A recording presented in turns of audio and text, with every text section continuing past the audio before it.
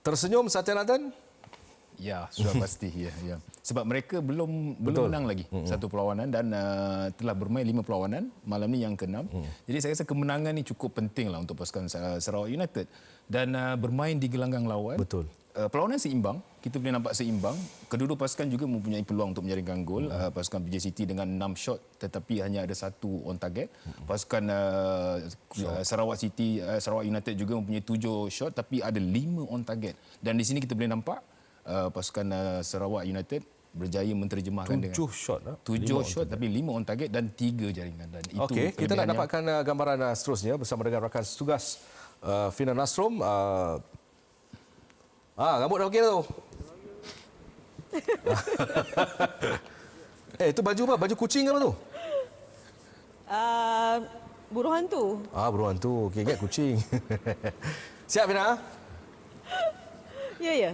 Sihat Sihat, alhamdulillah. Sejak sambut Sihat, birthday. Rizal? Sihat. Sejak sambut birthday ni nampak ceria.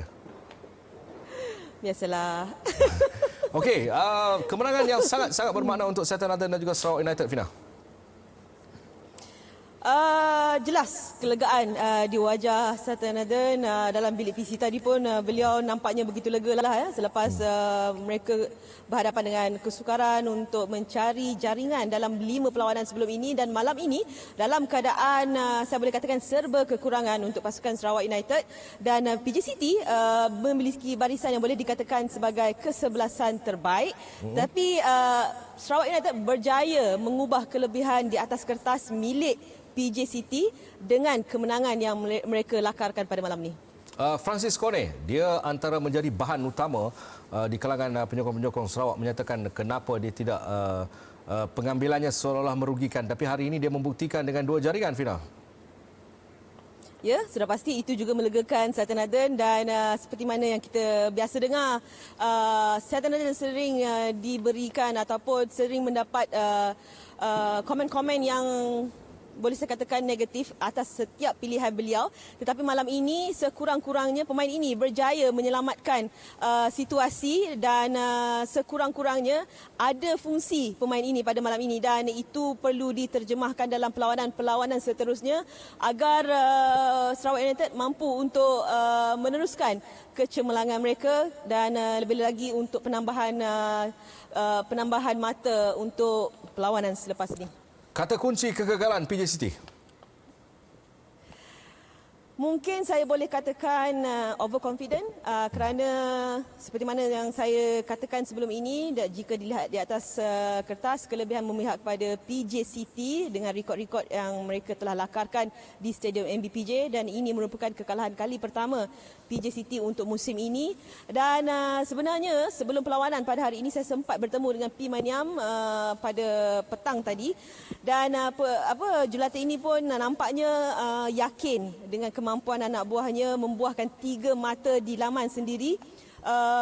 Jadi saya fikir mungkin dari situ ada sedikit punca yang menjadikan mereka terlebih yakin, dan keadaan itu cepat digunakan oleh pasukan B Satya Nathan, dan hasilnya selepas 90 minit PJ City terpaksa gigit jari, Hafizal. Tapi ini kelebihan. Saya mengikuti rapat P Maniam ni. Dia lebih kepada positif. Betul. Dia lebih kepada positif. Kerana beberapa kali corak permainan tak menjadi PJ City dan sebagainya. Suka diingatkan mereka bersaing tanpa pemain import. Tapi dalam keadaan mereka, okey, settle game ni, tutup cerita dan fokus pada next game. Itu yang dilakukan oleh P Maniam. Sekaligus, Zah, dia tidak akan memberikan satu tekanan kepada pemain. Ya, betul. Saya perhatikan Coach Maniam seperti yang Hafizal cakap lah. Betul. Sebab dia akan berfikir time game pada malam itu. Jadi kalau tidak jadi tactical, tak apa, next game. Tetapi untuk saya, pasukan PJ City masih okey dalam liga kerana mereka telah bermain 5 kali, termasuk malam ni 6 kali. Tetapi mereka telah memenangi 2 perlawanan dan sebelum ni mereka kedudukan ke-6. Jadi untuk saya, sebuah kelab yang tidak mempunyai pemain import masih lagi okey di situ. Dan Sarawak United berjaya mencuri 3 mata bermain di tempat PJ City. Dan mungkin betul juga cakap Fina, mungkin PJ City sedikit overconfident ya, dan kita boleh nampak dengan apa yang ditampilkan oleh pasukan Sarawak, mereka compact apabila defending dan dengan cepat untuk membuat serangan, dan kita boleh lihat 7 shot dan 5 on target.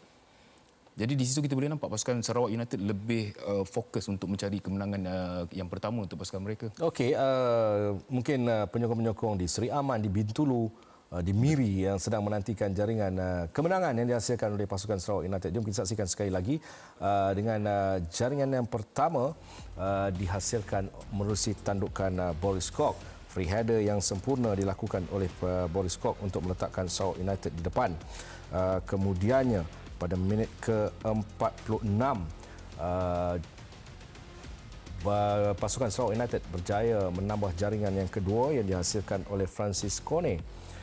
Hari ini saya rasa dari segi crossing dan sebagainya mereka berada dalam kedudukan yang sempurna. Betul. Travelling dari satu departmen ke departmen itu hantaran pantas seperti yang Nizam katakan. Ya, mungkin Coach Satya ingin pemain-pemain mereka membuat serangan di bahagian tepi. Dua jaringan daripada crossing, dan kita boleh nampak selesa. Pemain-pemain striker pasukan Sarawak United cukup selesa, terutama sekali Francis Kone. Ada skalanya bermain dengan pasukan PJ City yang perlu dielakkan kerana intensiti PJ City adalah pemain-pemain pantas. Betul. Dari segi attacking dan juga counter attack. Tetapi hari ini kita melihat Sarawak United lebih tenang, lebih kompos dengan tersusun sebenarnya perjalanan attacking pasukan Sarawak. Dan ianya dibuktikan, lihat bagaimana satu crossing yang saya rasa dalam kedudukan yang sempurna untuk Francis Kone. Ya, betul. Kalau saya pun di situ, bola tu cuma untuk kita tapping saja ataupun membuat teknik yang mudah untuk menjaringkan gol. Tetapi saya lihat gol ini bermula daripada counter attack. Mereka bertahan compact dengan cukup baik dan sekali membuat attacking yang cukup laju dengan counter attack dan disudahkan dengan jaringan oleh Francis Kone. Kita dapat lihat juga pada perlawanan malam ini untuk pasukan Sarawak United, mereka tidak overdo. Betul. Tidak lebih-lebih. Ya, diorang akan bermain secara pantas dan juga selamat. Mudah. Ya. Walaupun hanya satu touching, membuka space dan sebagainya, itu terjadi. Betul. Sebab setahu saya, Coach Satya Naden memang suka cara permainan sebegitu. Bermain dengan mudah tetapi bergerak dengan satu pasukan, sebagai satu unit. Dan malam ini mereka berjaya membuktikan yang mereka cukup bijak untuk menilai taktikal untuk bermain dengan pasukan PJ City. Tidak menafikan pasukan PJ City melalui jaringan Corgileswaran. Kalau dilihat pada awal saingan separuh masa yang pertama, Darren Lock terlepas satu peluang. Masih lagi dalam form yang okey sebenarnya untuk pasukan PJ City. Ya, untuk 70 minit yang pertama, untuk saya pasukan PJ City masih lagi dalam keadaan okey.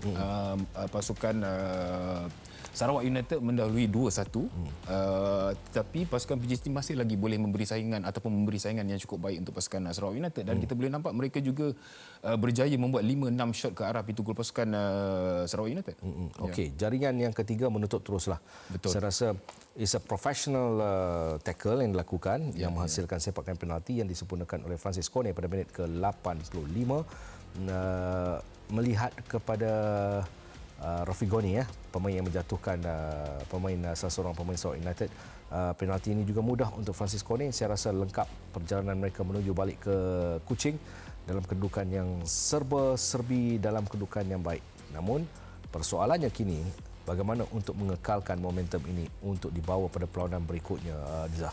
Ya, saya rasa mereka mampu untuk mengekalkan konsistensi ini, tetapi seharusnya player yang sama ataupun penambahbaikan player-player yang cedera masuk.